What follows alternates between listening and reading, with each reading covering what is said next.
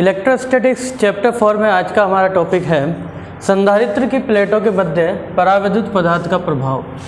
संधारित्र की प्लेटों के मध्य जब कोई परावैद्युत पदार्थ भर दिया जाता है तब उसका क्या प्रभाव पड़ता है, उसकी कैलकुलेशन हम देख रहे हैं आज। ठीक है, संधारित्र की प्लेटों के मध्य परावैद्युत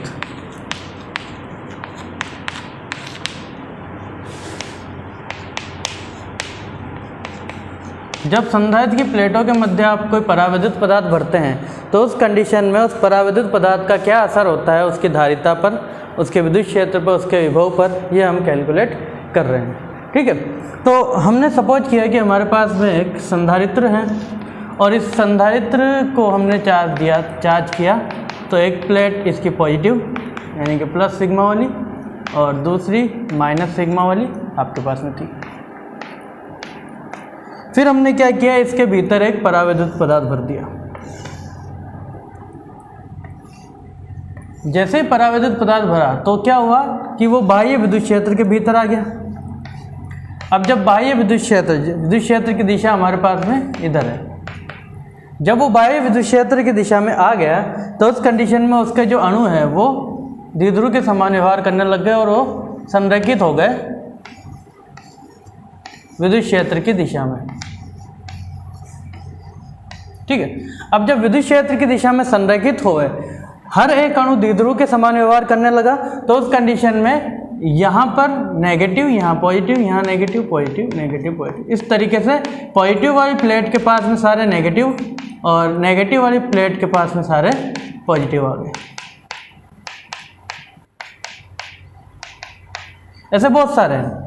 ठीक है, अब इसमें समझने वाली बात सिर्फ इतनी सी है कि जो अणु के अंदर जो विद्युत क्षेत्र प्रेरित हो रहा है वो किस कारण से हो रहा है, आणविक द्विध्रुव से हो रहा होगा।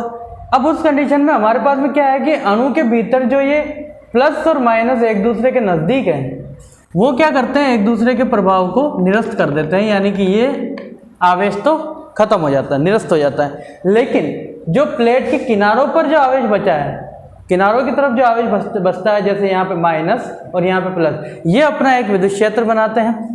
ठीक है, ये विद्युत क्षेत्र हमारे पास में होता है ई,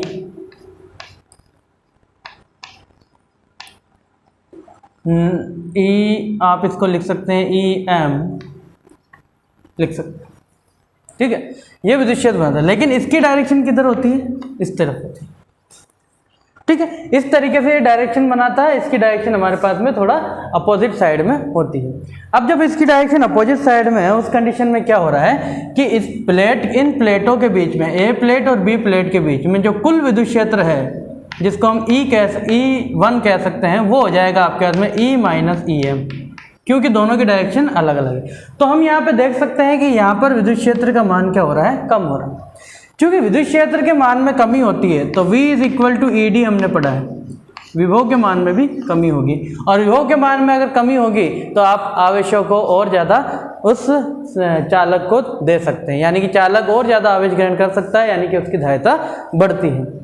तो यहाँ पर हमारे पास में इस तरीके से वैल्यू, अब E की वैल्यू हमारे पास में क्या होती है, सिग्मा अपॉन एप्सिलॉन नॉट। ठीक है, माइनस इस EM की वैल्यू, ये विद्युत क्षेत्र भी इसके कारण बन रहा है, तो इसकी वैल्यू हमारे पास में कितनी हो जाएगी, सिग्मा P। अच्छा, ऐसा करते हैं, इसको प्रेरित मान लेते हैं, तो EM की जगह EP मान लेते हैं इसकी। तो प्रेरित अगर है तो sigma P upon epsilon not, ये टोटल E1 की वैल्यू। अच्छा, माध्यम का ही हम निकाल रहे हैं विद्युत क्षेत्र, है ना, तो आप ये मान के चलिए कि ये जो जिसका आप विद्युत क्षेत्र निकाल रहे हैं वो खुद निर्वात में है, तो उस कंडीशन में आपके पास में ये इस तरीके से वैल्यू बनेगी, sigma P upon epsilon not. तो हमारे पास में ये टोटल वैल्यू क्या हो गई, टोटल वैल्यू हमारे पास में हो गई E1 = sigma minus sigma P upon epsilon not. ठीक है, ये वैल्यू टोटल हो गई यहाँ से हमारे पास। अब क्या होता है, परावैद्युत की परिभाषा से, परावैद्युत की परिभाषा से अगर मैं परावैद्युत की परिभाषा लगाऊं तो उस कंडीशन में ये जो नेट बन रहा है कुल जो विद्युत क्षेत्र बन रहा है वो माध्यम की उपस्थिति में बन रहा है। तो कुल विद्युत क्षेत्र जब माध्यम की उपस्थिति में बनता है तो उसकी value sigma upon epsilon naught epsilon R. ये इक्वेशन 2 मान लो, इसको इक्वेशन 3 दे दो। तो हमारे पास में 2 और 3 से sigma upon epsilon naught epsilon R is equal to sigma minus sigma P upon epsilon naught होगा। एप्सिलॉन नॉट से एप्सिलॉन नॉट कैंसिल हो जाएगा, तो हमारे पास में जो टोटल बनने वाला है वो sigma upon epsilon R is equal to sigma minus sigma P. तो प्रेरित आवेश घनत्व कितना हो गया हमारे पास में, sigma plus sigma sigma minus sigma upon epsilon R.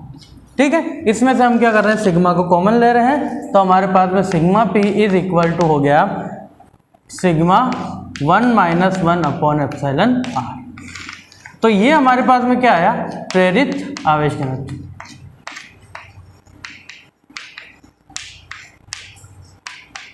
ठीक, ये प्रेरित आवेश घनत्व आ गया। इक्वेशन 4 दे देते हैं इसको। अब क्या होता है, ध्रुवण सदिश के बारे में हमने पढ़ा है। ध्रुवण सदिश मतलब कि किसी परावैद्युत पदार्थ को जब बाह्य विद्युत क्षेत्र में रखा जाता है तो उसके प्रति एकांक आयतन में जो प्रेरित द्विध्रुव आघूर्ण है उसकी मात्रा को बताता है। तो ध्रुवण सदिश की डेफिनेशन के अकॉर्डिंग पी जो होता है, पी वेक्टर, वो हमारे पास में काई ई इंटू ई के बराबर होता है। ठीक है, इसको E1 कह रहे हैं। परावैद्युत की उपस्थिति में कितना था, E1, इसलिए वही कहेंगे। तो E1 ये हो गया हमारे पास में P vector is equal to chi E. E1 हमारे पास में कितना है, E1 हमारे पास में है sigma upon epsilon naught epsilon R. ठीक है, ये कहता है कि सिग्मा P जो होता है प्रेरित, वो ध्रुवण सदिश के इक्वल होता है, क्योंकि ध्रुवण सदिश वह प्रेरित आवेश घनत्व समान होते हैं। अच्छा, समान क्यों होते हैं, क्योंकि जो आवेश घनत्व वो क्या कह रहा है, प्रति एकांक क्षेत्रफल पर आवेश या प्रति एकांक आयतन पर आवेश, प्रेरित आवेश। ध्रुवण सदिश भी यही कहता है। तो ये दोनों कैसे हैं, बराबर है। तो बराबर है, तो इस कंडीशन में हम क्या कह रहे हैं, अतः इसको दे दो समीकरण 5। तो समीकरण 4 व 5 से हमारे पास में जो टोटल वैल्यू आएगी वो रहेगी chi M chi E sigma epsilon naught epsilon R is equal to किसके बराबर, sigma 1 minus 1 upon epsilon R. ठीक है, सिग्मा से सिग्मा हमारे पास में क्या होगा, कैंसिल हो जाएगा। तो काई ई हमारे पास में कितना बचेगा, काई ई हमारे पास में हो जाएगा epsilon naught epsilon R 1 minus 1 upon epsilon R. Epsilon R को जब अंदर लेके जाएंगे तो हमारे पास में chi E is equal to बनेगा epsilon naught epsilon R minus 1। ये एक रिलेशन है जो विद्युत प्रवृत्ति और एप्सिलॉन आर में रिलेशन को बताता है, संबंध को बताता है। ठीक है, यह समीकरण लास्ट में इसको नाम दे रहे हैं हम 6। यह समीकरण विद्युत प्रवृत्ति व आपेक्षिक विद्युतशीलता यानी कि परावैद्युतांक विद्युतशीलता के मध्य संबंध बताता है।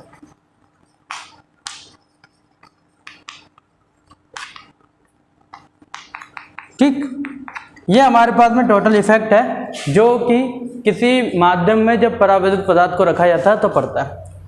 तो हमारे पास में क्या धारिता बढ़ाने के अब हमारे पास में काफ़ी तरीके आ गए। तो समांतर प्लेट संधाय जो हमने पढ़ा था अभी थोड़ी देर पहले, वो समांतर प्लेट संधाय तो क्या कह रहा था कि दो प्लेटों के बीच में जब निर्वात है तब उसकी जो कैपेसिटेंस है C इज इक्वल टू, वो हमारे पास में है epsilon naught A upon D। ठीक है, लेकिन जब इसको माध्यम में रख देंगे तब क्या होगा, एप्सिलॉन R टाइम बढ़ जाएगी। माध्यम का परावैद्युतांक होना चाहिए कुछ, ठीक है, उस कंडीशन में ऐसा होता है। तो ये संधारित्र की प्लेटों के मध्य परावैद्युत पदार्थ का प्रभाव किस प्रकार पड़ा, क्योंकि हम ये मान रहे हैं कि जब कोई परावैद्युत पदार्थ रखा जाता है तो जब वो वायु विद्युत क्षेत्र में आ जाता है तो उसमें अणु आणविक द्विध्रुव प्रेरित होते हैं। आणविक द्विध्रुव प्रेरित होते हैं तो उसके भीतर जो अणु के जो नेगेटिव और पॉजिटिव चार्ज आपस में एक दूसरे के पास होते हैं वो निरस्त हो जाते हैं, और जो किनारे पर होते हैं वो बच जाते हैं, जिनके कारण एक विपरीत दिशा में विद्युत क्षेत्र बनता है जो कुल विद्युत क्षेत्र के मान को कम कर देता है। प्लेटों के बीच में जो विद्युत क्षेत्र बनता है उसके कुल विद्युत क्षेत्र के मान को कम कर देता है। इस कारण से विभव कम हो जाता है और इस कारण से ध्रुवता धारिता बढ़ जाती है।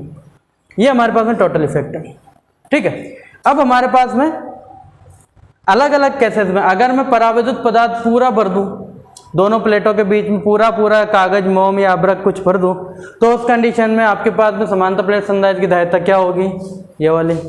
और अगर मैं थोड़ा सा भरूं, एक ही माध्यम है, एक ही प्रकार का और थोड़ा सा ही भरा है मैंने, तो उस कंडीशन में क्या होगी। या फिर हम ये भी कर सकते हैं कि अलग अलग माध्यम की प्लेटें ले सकते हैं, परावैद्युत पदार्थ ले सकते हैं अलग अलग मोटाई का, अलग अलग परावैद्युता वाला, उसको भरते हैं, तब क्या इफेक्ट होता है। तो ये सारी कैलकुलेशन इसके बाद में हम कर रहे हैं। तो नेक्स्ट टॉपिक हमारे पास में है समांतर प्लेट संधारित्र की धारिता जब परावैद्युत पदार्थ पूर्णतः भरा हो प्लेटों के बीच में। तो जब प्लेटों के बीच में परावैद्युत पदार्थ पूर्णतः भर देते हैं तब कुछ इस प्रकार से दिखता है वो हमें।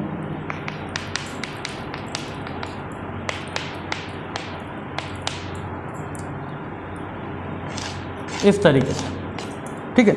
जब परावैद्युत पदार्थ पूर्णतः भर देते हैं और जिसका कि परावैद्युतांक है एप्सिलॉन आर, तो उस कंडीशन में इसका विद्युत क्षेत्र कितना रहता है, तो E इक्वल टू आप हमेशा लिखेंगे, क्योंकि माध्यम है तो EM यानी कि E0 अपॉन एप्सिलॉन आर। अब माध्यम है इसलिए अब एप्सिलॉन नॉट कितना होता है, sigma upon epsilon naught epsilon R. ये हमारे पास में E की वैल्यू आती है, ठीक है। अब हमारे पास में क्या निकालना पड़ता है, विभव। तो विभव क्या होगा, V is equal to E D, क्योंकि बीच की मोटाई कितनी है, बीच की दूरी कितनी है प्लेटों के बीच की D, तो E ना हो के अब यहाँ पे EM लिखेंगे हम, तो EM इंटू डी। अब EM कितना, V is equal to sigma upon epsilon naught epsilon R और D, ठीक है। इसी प्रकार से अब धारिता, तो धारिता आपके पास में हो जाएगी C is equal to Q upon V। ये वैल्यू उठा के हम यहाँ रखेंगे, तो C is equal to Q sigma D upon epsilon naught epsilon R. Sigma की वैल्यू होती है Q अपॉन A, तो Q D epsilon naught epsilon R into A, Q से क्यू कैंसिल, और C इज इक्वल टू आपके पास हो गया epsilon naught into A upon D और साथ में इसके एप्सिलॉन आर। तो हम क्या इसको लिख सकते हैं, C is equal to epsilon R into C naught, जहाँ सी नॉट क्या होगा, निर्वात में धारिता, है ना। अब यहाँ पे हमने क्या किया था, यहाँ पे हमने सिग्मा की जगह रख दिया था Q अपॉन A, क्योंकि प्लेटों का क्षेत्रफल A है। तो उस कंडीशन में जब पूरा भर देते हैं हम, तो एप्सिलॉन आर गुना और अधिक हो जाती है। यानी कि सपोज कीजिए कि निर्वात में किसी समांतर प्लेट संधारित्र की धारिता आपके पास में थी 12 नैनोफैराड, तो उस कंडीशन में अगर मैंने उसमें परावैद्युत पदार्थ भर दिया जिसका कि परावैद्युतांक है 2, तो उस कंडीशन में उसकी जो धारिता अब नहीं बनेगी वो बनेगी 24 नैनोफैराड, इस तरीके से। तो गुणा में बढ़ती है, ठीक है। और अगला टॉपिक जो कहता है वो कहता है अंशतः भराव। अब पूर्णतः भराव जो तो हमारे पास में कैसे ये रहा, इसके लिए मैंने पहले फॉर्मूला आपको बता दिया था अभी थोड़ी देर पहले। अब जो आपके पास में है अंशतः भराव, उसको थोड़ा हम समझ लेते हैं, क्योंकि आगे का जो डेरिवेशन होगा वो उन्हीं पर बेस होगा। तो ये समझ में आएगा तो आगे वाला डेरिवेशन भी समझ में आ जाएगा। तो अंशतः भराव सेकंड टॉपिक है आपका।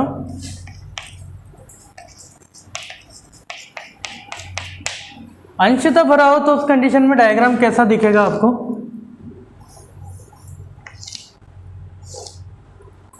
इसमें हमने एक परावैद्युत भरा है जिसकी मोटाई है T,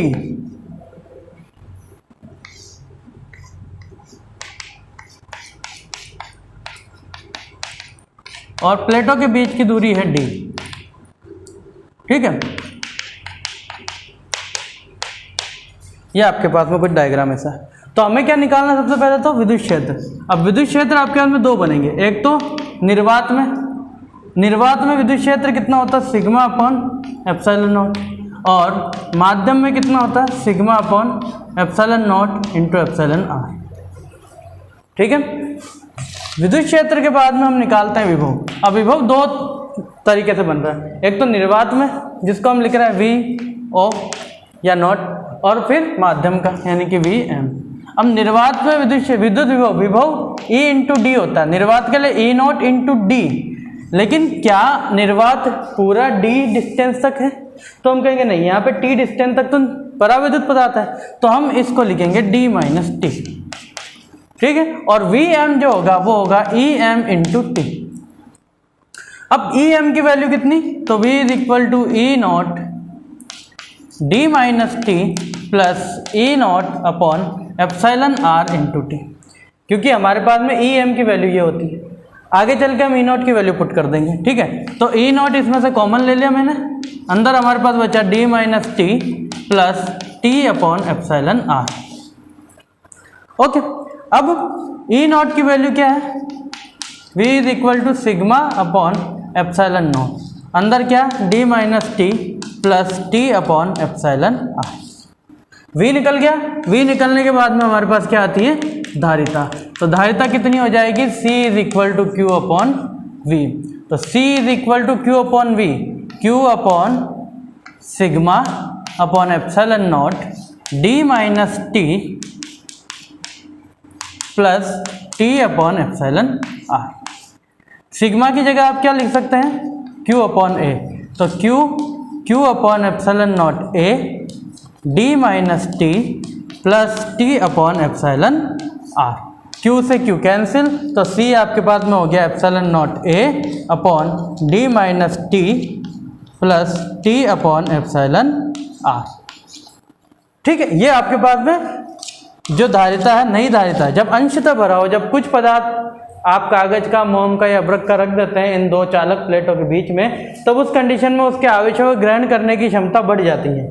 ठीक है ना, और कितनी बढ़ती है वो इस प्रकार से हम बताते हैं। अब इसको देखो, सही देख लेते हैं क्या ये सही है। तो हमने कहा जब निर्वात था, जब पराविद्युत पदार्थ नहीं था, उस कंडीशन में हमारे पास में t बराबर 0 यानी कि पट्टी का है ही नहीं, तो t जैसे ही 0 करा तो ये पूरी चीज़ 0 और यहाँ पे बच गया d, तो c इज इक्वल टू हमारे पास हो गया epsilon naught a upon D. इसका मतलब ये फॉर्मूला सही चल रहा है। अब अगर ये पराविद्युत पदार्थ पूर्णतः भर देता तो t और d बराबर होता, पूर्णतः भरा हो, तब t is equal to D, यानी कि t की जगह आप क्या रख देंगे, d, तो c is equal to t की जगह जैसे ही d रखा ये कैंसिल हो गया 0, यहाँ पे क्या बच गया d अपॉन एप्सिलॉन आर। तो हमारे पास हो गया epsilon naught upon d upon epsilon R. तो c is equal to epsilon R epsilon naught a upon d। ये वही चीज़ आ गई वापस जो अभी हमने की थी। एप्सिलॉन आर टाइम थोड़ी सी और बढ़ जाती है। ठीक है, तो ये दो टॉपिक हमने किए हैं, बाकी का हम कल करेंगे।